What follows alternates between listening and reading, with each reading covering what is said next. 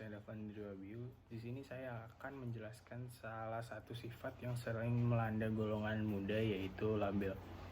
Apa itu labil? Labil itu adalah kondisi di saat seseorang mudah berubah-berubah keadaan perasaan dan kejiwaannya dari sedih berubah menjadi marah, sering marah-marah dikarenakan suatu hal yang tidak jelas, dan sikap-sikap lainnya. Sifat labil ini biasanya dimiliki oleh anak-anak yang tergolong muda. Gangguan bipolar merupakan salah satu penyebab suasana hati labil.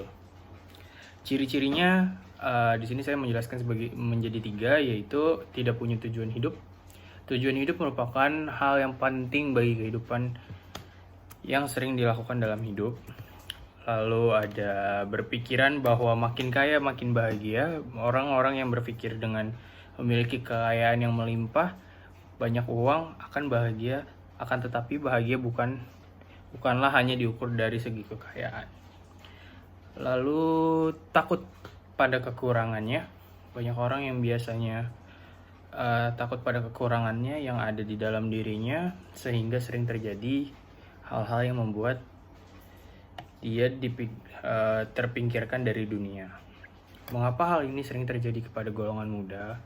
Kalau menurut saya sendiri, golongan muda kebanyakan belum dapat menemukan jati diri dalam diri mereka masing-masing, dan mereka masih takut akan apa yang akan terjadi ke depannya. Seperti mereka takut untuk melihat masa depan, mereka takut untuk menjalankan kehidupan yang akan terjadi ke depannya, mereka takut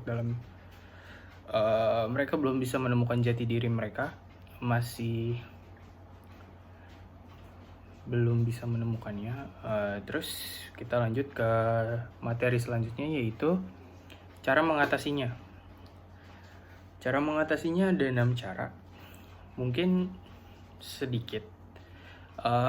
Yang pertama, mau dikoreksi. Untuk mengatasi kelabilan ini mereka harus mau dikoreksi. Lalu kedua, ada tingkatkan kesabaran. Kita harus bisa meningkatkan kesabaran diri kita terhadap hal-hal yang membuat diri kita marah ataupun sedih. Terus beristirahat dengan cukup. Itu adalah hal yang penting, karena jika tidak, kita akan mendapatkan gangguan-gangguan atau anxiety yang membuat diri kita akan berpikir yang lain-lain. Menghindari sikap stres.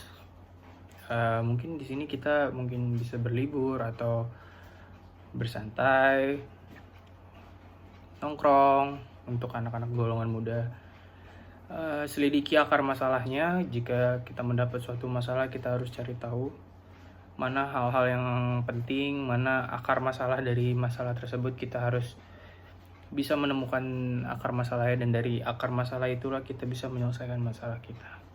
Yang terakhir, yang menurut saya yang paling penting adalah hindarilah sosial yang buruk. Seperti kita menongkrong, kita berkumpul dengan siapa, kita bisa seperti pepatah bilang, kalau kita berteman dengan seorang penjual parfum, kita akan menjadi wangi.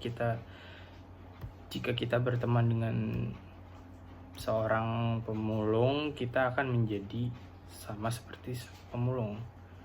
Ya, kurang lebihnya segitu yang bisa saya sampaikan di sini. Sekian, terima kasih. Wassalamualaikum warahmatullahi wabarakatuh.